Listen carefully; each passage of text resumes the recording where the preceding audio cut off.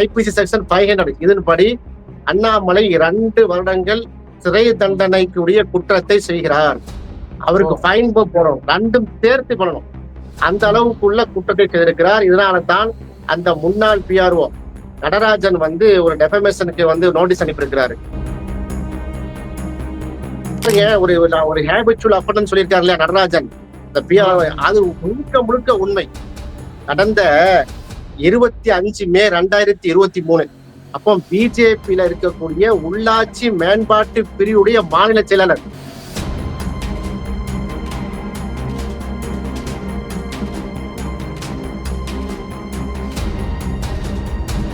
கிட்டத்தட்ட நீங்க சொல்ல கலந்தா ஒரு 50க்கு மேற்பட்ட வழக்கு இருக்கும் போல் தெரிகிறது. அத்தனை வழக்கும் ஒருவேளை ஒன்று சேர்ந்தால், இப்பொழுது போட்டிருக்க பிஆர்ஓ வழக்கு ஒன்று சேர்ந்தால் அவருக்கு எப்படியான தண்டனை கிடைக்க வாய்ப்பு இருக்கு, நடவடிக்கை எடுக்க வாய்ப்பு இருக்கா? அண்ணா பல்கலைக்கழகத்துல பணிபுரியக்கூடிய நடராஜன் ஒருத்தர், ஒரு முக்கியமான அதிகாரி, கேட் கண்ட்ரோல் அவர் கையில் இருக்கு. அதெல்லாம் காவல்துறை நீங்க தான் சொல்லணும், எல்லாம் என்னுடைய வேலை கிடையாது. 48 மணி நேரம் கழிச்சு அந்த நடராஜன் யாருன்னு பேசுவோம். ஒரு பிஆர்ஓவா, கேட் யார் கண்ட்ரோல் இருக்கு? அந்த அண்ணா பல்கலைக்கழகத்தில் இருக்கக்கூடிய நடராஜனும் கோட்டூர் சண்முகமும் எத்தனை முறை பேசியிருக்காங்கன்னா, டிசம்பர் 23ஆம் தேதி பேசியிருக்காங்க, டிசம்பர் 24ஆம் தேதி பேசியிருக்காங்க, டிசம்பர் 25ஆம் தேதி பேசியிருக்காங்க, டிசம்பர் 26ஆம் தேதி பேசியிருக்காங்க.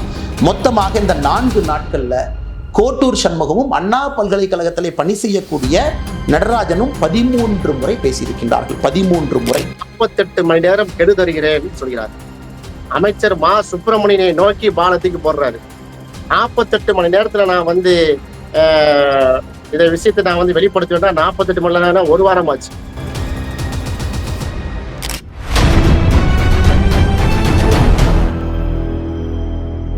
அறக்கழகம் பார்வையாளருக்கு வணக்கம். இன்னைக்கு நம்ம சந்திக்கிற அரசியல் ஆளுமை மிக முக்கியமான பொறுப்பாளர் வழக்கறிஞர் திரு காயல் அஹமது சாஹிப் அவர்கள். வணக்கம் சார். வணக்கம். அண்ணாமலைக்கு ஒரு அதிரடியாக ஒரு நோட்டீஸ், குறிப்பாக அண்ணா பல்கலைக்கழகத்தை சார்ந்த ஒரு முன்னாள் அதிகாரி அனுப்பிச்சிருக்காரு. காரணம், இது ஒரு அவதூறு, அண்ணா பாலியல் விஷயத்துல ஒரு அவதூறு பரப்பியிருக்கிறார் அப்படின்னு மன்னிப்பு கேட்டாலும் அல்லது கண்டிப்பாக வழக்கு பதிவு பண்ற மாதிரி அவர் ரேஞ்சில் போட்டிருக்காரு. என்ன நடந்தது? முதற்கட்டமா ஒரு வழக்கறிஞர் இப்படி பாக்குறீங்க? ஆக்சுவலா திரு அண்ணாமலை அவர்களை பொறுத்த வரையில நாம் தொடர்ச்சியாக சொல்லிக் கொண்டு வருகிறோம், அவர் ஒரு விளம்பர பைத்தியமாகவே மாறிவிட்டார். இப்படிப்பட்ட வார்த்தை நாம் பயன்படுத்த மாட்டோம். கடந்த 5 ஆண்டுகள் செயல்பாடுகளை பார்த்தாலே உங்களுக்கு தெரியும். அண்ணாமலை பல்கலைக்கழகத்துல அண்ணா யூனிவர்சிட்டியில அண்ணா பல்கலைக்கழகத்துல ஒரு மாணவியுடைய பாலியல் வன்கொடுமை வழக்கு, அதை மிக திறமையாக உயர்நீதிமன்றம் கையாளுகிறது. சம்பந்தப்பட்ட குற்றவாளி ஞானசேகரன் தான் என்பதை புலனாய்வு விசாரணை செய்து மிக துரிதமாக 5 மாசத்திலேயே அவன் 30 வருட காலம் தண்டனை அவங்க இது பண்றாங்க, வேர்டிக்ட் கொடுக்குறாங்க. அப்ப அண்ணாமலை என்ன செய்யறாருன்னா, 5 மாத காலம் அமைதியாக இருந்து விட்டு, சொல்ல போனால் புலனாய்வு விசாரணை சார்ஜ் ஷீட் பண்ணதுக்கு 60 டேஸ் எடுத்துக்கிட்டாங்க. 60 நாட்குள்ள சார்ஜ் ஷீட் பண்றாங்க. இப்ப அப்பமெல்லாம் அமைதியாக இருந்து கொண்டு தீர்ப்பு வந்த நேரத்துல என்ன சொல்றாருன்னா, இல்ல ஞானசேகர வழக்குல திமுக கவர்மெண்ட் மறைக்கிறது, யார் அந்த சாரு, பல ஆட்கள் இருக்கிறாங்க, அதுக்கு இந்த இருக்கு ஆதாரம் சொல்லி சிடிஆரை கொண்டு வெளியிடுறாங்க. டெலிபோனுடைய உரையாடலுடைய சிடிஆர் வெளியிடுறாங்க. சொல்லிக்கிட்டே இருந்தா பரவாயில்ல. ஒரு 19 ஒரு அரசியல் விமர்சனம் வைத்து அப்புறம் அரசாங்கத்துக்கு நெருக்கடி கொடுத்தாலும் கூட நம்ம ஏற்றுக்கொள்ளலாம். சரி, அரசாங்கத்தை பண்ணாங்க. ஆனா சம்பந்தப்பட்ட தனிப்பட்ட இண்டிவிஜுவல் சொல்றாரு. அவர் என்ன சொல்கிறார், ஞானசேகரன் சம்பந்தப்பட்ட குற்றவாளி ஞானசேகரன் கோட்டூர் சண்முகம் என்கிற ஒரு ஆள் கிட்ட பேசினாருங்கிறார். கோட்டூர் சண்முகம் திமுகவுடைய ஒரு வட்டச்செயலர் வைங்களேன். அந்த கோட்டூர் சண்முகம் அண்ணா யூனிவர்சிட்டியுடைய பிஆர்ஓ, அது முன்னாள் பிஆர்ஓ, அவரு நடராஜன், அவர்கிட்ட தொடர்பு கொண்டாராம். அப்ப இவர் ஒரு பேரலல் புலனாய்வு விசாரணை செய்யறாரு, பேரலல் இன்வெஸ்டிகேஷன் செய்கிறார். எங்க? தொலைக்காட்சி முறை உட்கார்ந்து கொண்டு, ஊடகத்துக்கு முன்னாடி உட்கார்ந்து கொண்டு, பத்திரிகை உட்கார்ந்து கொண்டு சொல்லிவிட்டு கடைசியில என்ன செய்யறாரு, இந்த நடராஜன் தான், இந்த பிஆர்ஓ தான் என்ன பண்ணாரு, சிசிடிவி ஃபுட்டேஜை அளிக்கிறார். இப்ப என்னெல்லாம் சொல்றாரு பாருங்க. தனிப்பட்ட 2 இண்டிவிஜுவல் சொல்லிட்டு ஒரு கிரைம் ஜட்ஜ்மெண்ட்டுக்கே அப்படி ஒரு மேட்டர் இருக்குன்னா ஜட்ஜ்மெண்ட்டை ரிவைஸ் பண்ண வேண்டியிருக்குங்க. அப்ப நீதியரசருடைய புலனாய்வு விசாரணை தெரியவில்லை, காவல்துறைக்கு தெரியாத விஷயம், அங்க இருக்கக்கூடிய ஐஓக்கு தெரியாத விஷயங்களை எல்லாம் அண்ணாமலைக்கு தெரிஞ்சிருக்குன்னா என்ன செய்திருக்க வேண்டும்? அவர் சாட்சி கூண்டுல போய் விசாரணையில போய் நான் சாட்சி சொல்லியிருக்க வேண்டும். அல்லது இந்த வழக்கில் தன்னையும் ஒரு தேர்ட் பார்ட்டியாக இம்ப்ளீட் பண்ணணும் என்று ஒரு கோரிக்கை வைத்திருக்க வேண்டும். எதுவுமே செய்யாமல் நான் 48 மணி நேரம் கெடு தருகிறேன் சொல்கிறார். அமைச்சர் மா சுப்பிரமணியனை நோக்கி பாலத்துக்கு போடுறாரு. 48 மணி நேரத்துல நான் வந்து இதை விஷயத்தை நான் வந்து வெளிப்படுத்துவேன்னா 48 மணி நேரம் ஒரு வாரம் ஆச்சு. 48 மணி நேரம் அவருக்கு ஆயிரம். அப்ப என்னன்னு பார்த்தோம்னா ஒரு விளம்பர பைத்தியமாக இருப்பாரா? கிரைமுங்க இவர் பண்ணது ஃபுல்லா நீ ஒரு வழக்கறிஞராக எப்படி பாக்குறீங்க? வழக்கறிஞராக எப்படி பாக்குறீங்க? கிரிமினல் டெஃபமேஷன் பண்ணணும். இது ஒரு மிகப்பெரிய கிரைமாக பார்க்கிறேன். ஐபிசி செக்ஷன் 499, ஐபிசி செக்ஷன் 500 இதன்படி அண்ணாமலை 2 வருடங்கள் சிறை தண்டனைக்குரிய குற்றத்தை செய்கிறார். அவருக்கு ஃபைன் போடணும், 2ம் சேர்த்து பண்ணணும். அந்த அளவுக்குள்ள குற்றத்தை செய்திருக்கிறார். இதனால தான் அந்த முன்னாள் பிஆர்ஓ நடராஜன் வந்து ஒரு டெஃபமேஷனுக்கு வந்து நோட்டீஸ் அனுப்பியிருக்கிறாரு. நீங்கள் எப்படி என்னை வந்து அவதூறாக பொய்யான குற்றச்சாட்டை சுமத்தி எனக்கு மன உளைச்சலை ஏற்படுத்தினீங்களோ அதே வாயால் நீங்க என்ன செய்யணும், அந்த பிரஸ் மீட்ல உட்கார்ந்து இது போன்ற ஊடகத்துல நான் வந்து நிரபராதி குற்றமற்றவன் தெரியாமல் சொல்லிவிட்டேன் என்று மன்னிப்புக்கு வர வேண்டும், இல்லைன்னா உங்க மேல் வழக்கு தொடருவேன், 50 லட்சம் ரூபாய் நஷ்டஈடு தர வேண்டும் என்று வக்கீல் நோட்டீஸ் அனுப்பியிருக்கிறார்.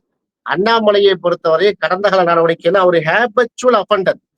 பழமையாக இது போன்ற அவதூறுகளை, பொய் குற்றச்சாட்டுகளை, பரபரப்பு விஷயங்களை வந்து சுமத்தக்கூடியதாக நான் பார்த்து வருகிறோம். அந்த டெமோக்ரஸி வழக்குல அதாவது குறிப்பா அந்த நோட்டீஸ்ல வேற என்ன வேணா சொல்லப்பட்டிருக்கிறது. அப்ப அண்ணாமலை சொன்னது பொய்யா, அல்லது இப்ப இவரே வந்து ஒரு முன்னாள் பிஆர்ஓ போட்டிருக்காருன்னா என்ன நடந்தது? அண்ணா பல்கலை வழக்குல வேற எதுவும் மர்மம் இருக்கா? ஒரு மர்மமும் எனக்கு என்ன மர்ம தேசங்கிறது வந்து அந்த இதுல இருக்கும். மந்திரவாதி மூசா குதித்தார் எங்க தினத்தந்தியில வந்து ஒரு பெரிய ஒரு புதினம் வந்துட்டு இருக்கு இல்லையா பல வருஷங்களுக்குல, அதுதான் மர்மமாக இருக்கும். மந்திரவாதி மூசா குதித்தார், லைலா வந்து நடந்து சென்றார், கன்னித்தீவா என்னமோ சொல்லுவாங்க, கன்னித்தீவு. ஆமா ஆமா, அதெல்லாம் நம்ம படிச்சு வந்திருக்கிறோம். ராணி காமிக்ஸ் தான் படிச்சுதான் நம்ம வளர்ந்திருக்கிறோம். இவரு வந்து ஒரு மர்ம தேசத்தை பண்ண தேவையில்லை. அண்ணாமலையை பொறுத்த வரைக்கும் அவர் வந்து உருண்டு முடித்தாரு. ஒற்ற மாதிரி தெரியவில்லை. கர்நாடகா நோடு இல்லான்னு சொல்லிட்டு வந்தாரு, தமிழ் நோடு இல்லாக ஆகிவிட்டது. அந்த டெஃபமேஷன் இதுல என்ன சொல்லியிருக்கிறாங்கன்னா ஒரு குறிப்பிட்ட ஒரு வார்த்தையை இவர் ஹேபச்சுவல் அஃபண்டர். அண்ணாமலை இது வந்து இன்றைக்கு மட்டுமில்ல எப்போதெல்லாமே வந்து சகட்டு மேனிக்கு என்ன செஞ்சிருக்கிறாரு, அவர் வந்து எல்லாத்தையுமே வந்து அவரு இது போன்ற காயப்படுத்திருக்கிறான்னு சொல்லி ஒரு பெரிய ஒரு வரலாற்றை சொல்றாங்க. நம்ம அதுக்கு ஒரு ஹின்ஸ் கொடுக்குறோமா, நாமளும் பார்த்தோம். அதை பார்க்கும்போது எப்படி கடல் நுரையை வந்து எண்ணி முடியாதோ, வானத்தில் இருக்கக்கூடிய நட்சத்திரங்களை எப்படி எண்ண முடியாதோ, ஒரு பிடி கை மண்ல வந்து எப்படி நம்ம வந்து கவுண்ட் பண்ண முடியாது, எண்ண முடியாதோ, அது போல அண்ணாமலையுடைய அட்ராசிட்டிஸை எண்ண முடியல. அண்ணாமலை மீது தொடுக்கப்பட்ட எஃப்ஐஆர்கள் வழக்குகளை எண்ணி முடியவில்லைங்க. பாருங்க, ஒரு ஹேபிச்சுவல் அஃபண்டர்னு சொல்லியிருக்காரு இல்லையா நடராஜன், அது முழுக்க உண்மை. கடந்த 25 மே 2023 அப்போ பிஜேபியில இருக்கக்கூடிய உள்ளாட்சி மேம்பாட்டு பிரிவுடைய மாநில செயலாளர், இவர் கட்சி தலைவரா இவர் இருக்காரு. அவரு பிஜேபி உள்ளாட்சி மேம்பாட்டு அவரே என்ன செய்றாரு, அண்ணாமலை மேல போர் கொடுக்குறாரு. எப்படி, அவருக்கும் ஒரு ரெண்டல் ப்ராப்ளம், ஒரு இதுல இருக்கிறாரு, பிசினஸ் பண்ணிக்கிட்டு இருக்காரு. அவருக்கும் இந்த பில்டிங் ஓனருக்கும் பிரச்சனை என்றால் அவரு தரப்புல சொல்ல நான் நிறைய இன்வெஸ்ட்மெண்ட் பண்ணிட்டேன்னு சொல்றாரு. 2 பேர் தரப்புல பிரச்சனைக்கு அவங்க என்ன செய்வாங்க, கோர்ட்டுக்கு போவாங்க, போலீஸ் ஸ்டேஷன் போவாங்க, கேஸ் ஆகும். அண்ணாமலை கிட்ட போயிட்டான் அந்த வீட்டு ஓனர், அண்ணாமலை அந்த கடையுடைய ஓனர் அண்ணாமலை என்ன செய்யறாரு, நைட்டோட நைட்டா 10-15 குண்டர்கள் அனுப்புறாரு. அனுப்புனா வந்து அவரை காலி பண்ண சொல்றாரு. பெரிய கட்சிக்காரனுக்கு எதிரான உடனே இவரை வந்து வெளியே சொல்லும் போது கட்சியை விட்டு நீக்கிறாரு. நீக்கின பட்சத்துல அந்த அவரு மாநில செயலர் அண்ணாதுரை என்பவர் வந்து 25 மே 2023 கோவை மாநகர ஆணையத்தை போய் என்ன செய்றாரு, இந்த அண்ணாமலை மேல வந்து என்ன செய்றாரு, ஒரு புகார் கொடுக்கிறார். அந்த புகார் அப்படி கிடப்புல இன்னும் இருக்கு. அது போல புதுக்கோட்டை மாவட்டம் கந்தர்வ கோட்டையில அங்க என்னன்னா 100 நாள் திட்டம் இருக்கு இல்லையா, 100 நாள் வேலை திட்டத்துல தமிழ்நாட்டுல இருக்கக்கூடிய விஓக்கள், ஊராட்சி கிராம நிர்வாக அதிகாரிகள்லாம் பயங்கரமா ஊழல் பண்றாங்க அப்படின்னு சொல்லி இவர்களை எல்லாம் அடைக்க வேண்டும் சொன்னார். இந்த ஊழல் பெருச்சாலைகள்லாம் அடைக்கணும்னு சொன்னா தீகார் ஜெயில் மாதிரி 4 ஜெயில் கட்ட வேண்டியிருக்குன்னு சொல்லிட்டாரு. அப்ப புதுக்கோட்டை மாவட்டம் கந்தர்வ கோட்டையில என்ன செய்யறாங்க, தெற்கு ஒன்றிய திமுக செயலாளர் வந்து என்ன பண்றாரு, இத வந்து ஒரு கம்ப்ளைண்ட் கொடுக்குறாரு. அந்த புகார் இன்னும் நிலுவையில இருக்கு. போற போக்குல என்ன செய்யறது, அப்படி அடிச்சு விட்டுறது. பயங்கரமான ஊழல். எந்த ஊழல், யாரு செய்திருக்கார்? 100 நாள் வேலை திட்டம் என்பதே வேலை இல்லாதவர்களுக்கு வேலை கொடுக்கறதுங்க. அதை வைத்து பெருசா ஒண்ணு மாட மாளிகை கோட கோபுரம் இல்ல. என்ன ஒரு 450 ரூபாய் சம்பளம். தெரு ஓரங்களில் இருக்கக்கூடிய முற்புதர் அகழ்த்துவார்கள், குளங்களை சீர்படுத்துவார்கள். அந்த மாதிரி திட்டம் தான். பயங்கரமான ஊழல் என்று சொல்லியிருக்காரு.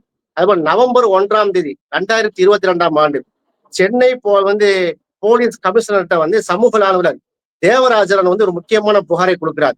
என்னன்னா, அண்ணாமலையுடைய பேச்சுக்கள் அனைத்துமே மக்களை பீதி அடைய செய்கிறது. ரெண்டு சமூகத்துக்கு இடையில வந்து பிரச்சனை பண்ணிடுறாரு. கண்டமானிக்கு அவதூறை அள்ளி வீசுகிறார் என்று சொல்லி நவம்பர் மாசம் 2022 இவர் பண்ண ரெக்கார்டோட எடுத்து போட்டு இவர் என்னென்னா பேசியிருக்கிறாரு, ஒரு பிஜேபியுடைய மாநில தலைவராக இருந்து கொண்டுங்கிறத அதை வந்து ரெக்கார்ட் பண்ணியிருக்காங்க. அந்த புகார் இன்னும் நிலுவையில் இருக்கிறது. அது போல மார்ச் 14ஆம் தேதி 2024 டெஃபமேஷன் அகேன்ஸ்ட் ஸ்டாலின், அதாவது தமிழ்நாடு முதலமைச்சர் மேலேயே ஒரு அவதூறு. அது வழக்கு இன்னுமே இருக்கு. என்னன்னா, அலேஜ் டிஸ்ட்ரிபியூஷன் ஆஃப் ட்ரக். முதலமைச்சர் ஸ்டாலின் என்ன செய்யறாரா, அந்த தமிழ்நாடு ஃபுல்லா போதை மருந்த விநியோகம் பண்றாரு. திமுக காரங்க தான் போதை சொன்னாரா இல்லையா, மிகப்பெரிய ஜாஃபர் சாதிக்கு வழக்குல. அப்ப அவ்வளவு பண்றது எல்லாமே ஸ்டாலின் தான் அப்படின்னு சொல்லி ஒரு பயங்கரமான குற்றச்சாட்டை வைத்தாரு. அது மார்ச் 14ஆம் தேதி 2024 இன்னுமே சென்னை போலீஸ் ஸ்டேஷன்ல வந்து இதுல இருக்குது. அதுபோல் செப்டம்பர் 2022 மதுரையில வந்து என்ன செஞ்சாரு, உங்க ஊர்ல வந்து கடுமையான பேச்சு. யார, பேரறிஞர் அண்ணாவை, அண்ணா அவர்களே அவர் இவர்னு பேசி அவன் வந்து ஒருமையில பேசி கண்ட விமர்சனம் பண்ணார்ல, அந்த வழக்கின் நிலுவையில் இருக்கிறது.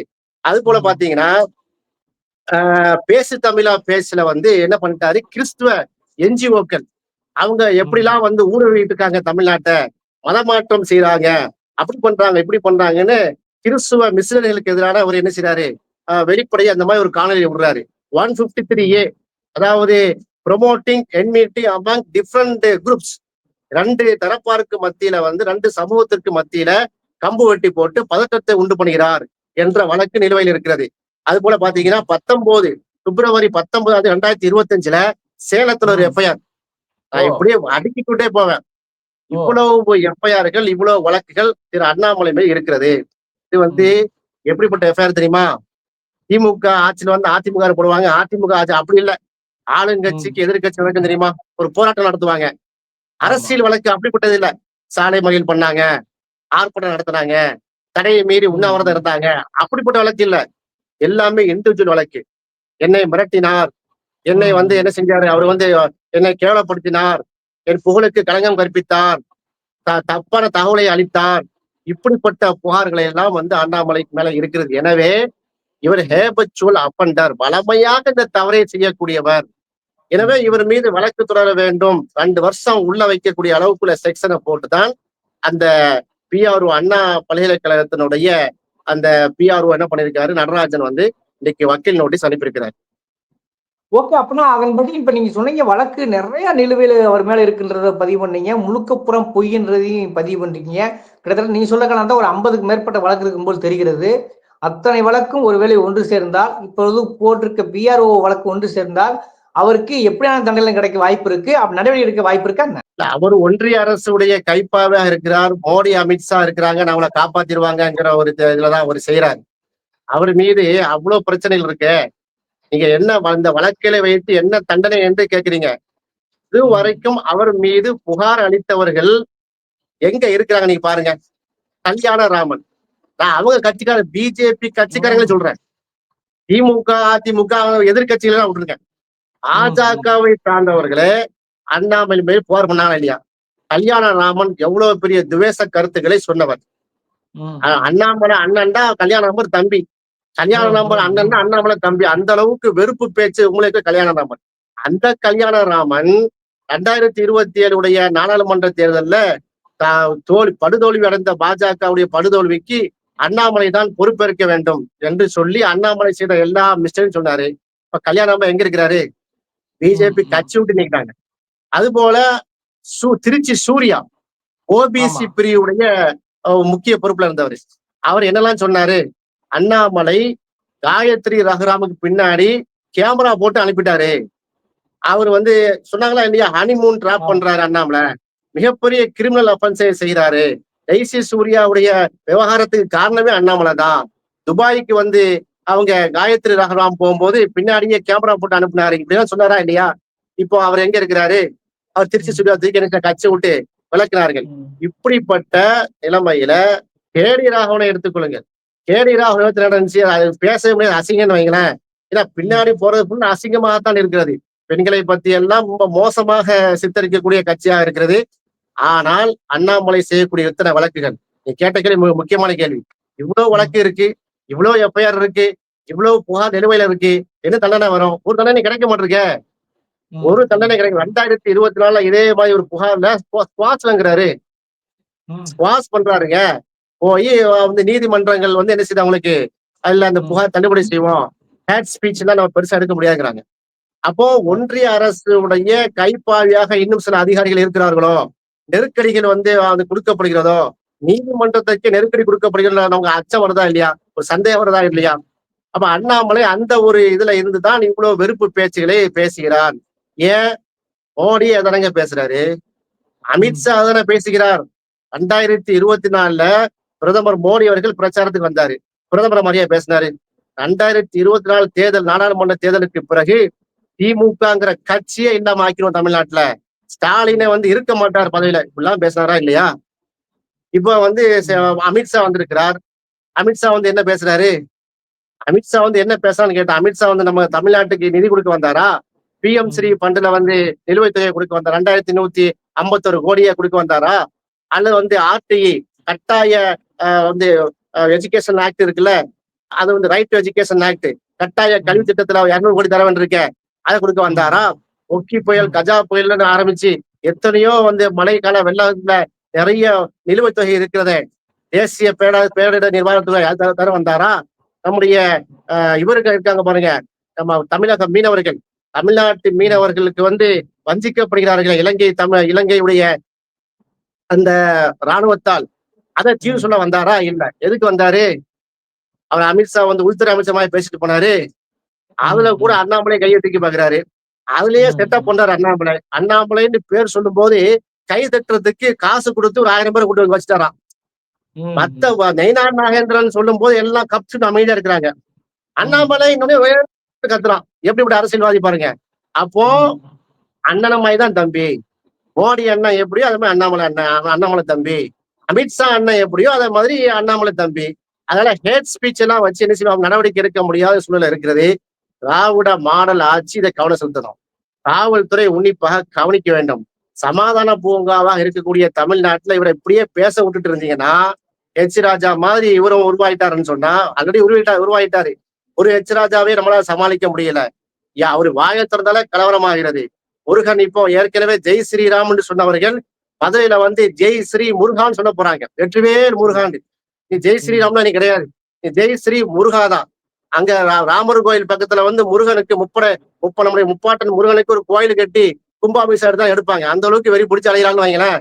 அப்படி தமிழ் கடவுள்கள் எல்லாம் என்ன செய்யறாங்க, இவர்கள் இருந்து கையை எடுத்துக்கொண்டு முருக பக்தர்களை எல்லாம் கையெடுக்கலாம்னு பாக்குறாங்க. தமிழ்நாட்டுல ஒண்ணும் ஒட்டாது. அதனால அடுத்த ஹெச் ராஜாவாக மாறிவிட்ட அண்ணாமலை மீது காவல்துறை உரிய வழக்கை தொடர வேண்டும். அவன் வந்து நாங்க இவ்வளவு கம்ப்ளைண்ட் இருக்கா இல்லையா, இந்த கம்ப்ளைண்ட கையில எடுத்து அவர் மீது அவரை வந்து பழி சொல்றதுக்கு இல்ல, அவரை பழி வாங்குறதுக்கு இல்ல. தமிழ்நாட்டு மண்ணுக்கு உகந்தது இல்லைங்க இது. தமிழ்நாட்டை என்ன அண்ணன் தம்பியா அக்கா தம்பியா பண்ணிட்டு இருக்கான். பாலிடிக்ஸுக்கு அப்பாற்பட்டு நம்ம ஒண்ணு நயினா நாகேந்திர மாமா தான் சொல்றேன். நயினா அண்ணா என்ன பாஜகவுடைய தலைவரா இருக்கு, நம்ம வாயில மாமா தான் வரும் இன்னைக்கு வரைக்கும். அப்படிதான். அப்படி எல்லாம் தாண்டி சமூக அடிப்புல நம்ம ஒற்றுமையா இருந்து கொண்டிருக்கிறோம். மாமன் மச்சான் அண்ணன் தம்பியா இருந்து இருக்கோம். அதுல கர்நாடகால வந்த இந்த ஐபிஎஸ் முன்னாள் ஐபிஎஸ் சொல்லிட்டு வந்த இவரு 2000 புக்க படிச்சவரு என்ன செய்யறாரு, கம்பு ஒட்டி போட்டு இந்த மாதிரியான பொலிட்டிக்கல்ல அடிச்சுட்டு நுக்கிறாரு, சமூகத்துல பிரச்சனை பண்றாரு. சிஎம்ஏ முதலமைச்சரே வந்து ரொம்ப மோசமா பேசுகிறாரு. ஒரு அண்ணா பல்கலைக்கழகத்துடைய பிஆர்ஓ பழி சுமத்துகிறார். ஜட்ஜ்மெண்ட்ல வந்து நீதி அரசனுடைய நீதியிலே வந்து தீர்ப்புலேயே வந்து சந்தேகத்தை விளைவிக்கிறார். காவல்துறை வந்து நீ என்ன புலனாய்வு செய்றது, நான் தான் புலனாய்வு புலிங்கு சவுக்கு சங்கரமாய் பேச ஆரம்பிச்சிட்டாரு. இதுக்கு ஒரு முற்றுப்புள்ளி வைக்க விட வேண்டும் என்று இந்த பேட்டியின் வாயிலா கேட்டுக்கொள்கிறேன். அண்ணாமலை இதுவரை சொன்னது எதுவுமே அவரும் நிரூபிக்கல, பல பயில் வெளியிட்டு இருக்காரு, அவரும் நிரூபிக்கல. அதே மாதிரி அவர் சொன்ன குற்றச்சாட்டுகளும் அவர் நிரூபிக்க தவறியிருக்கிறார். குறிப்பாக இந்த விஷயம் அண்ணாமலை பல்கலை விஷயத்தில் 48 மணி நேரம் கெடு கொடுத்தது அண்ணாமலை தான். ஆனா அதுக்கு கூட நிரூபணம் இல்ல, நிரூபணமே செய்யவில்லை. ஆனால் அவரை வந்து அவதூறு வழக்கு போட சொல்லி இன்னைக்கு அண்ணா பல்கலைக்கழகத்தின் முன்னாள் அதிகாரி பிஆர்ஓ வந்து ஒரு இது கொடுத்திருக்காரு. பார்ப்போம்னா நடக்குது. நீங்களும் கடுமையான வரிசையை அவர் மேல உள்ள எஃப்ஐஆர் பூரா பதிவு பண்ணிருக்கீங்க. அப்படியே மக்கள் பார்வைக்கே விட்டு விடுகிறேன். விவாத அறக்கலத்துக்கு நேரம் ஒதுக்கியதற்கு நன்றி சார். நன்றி.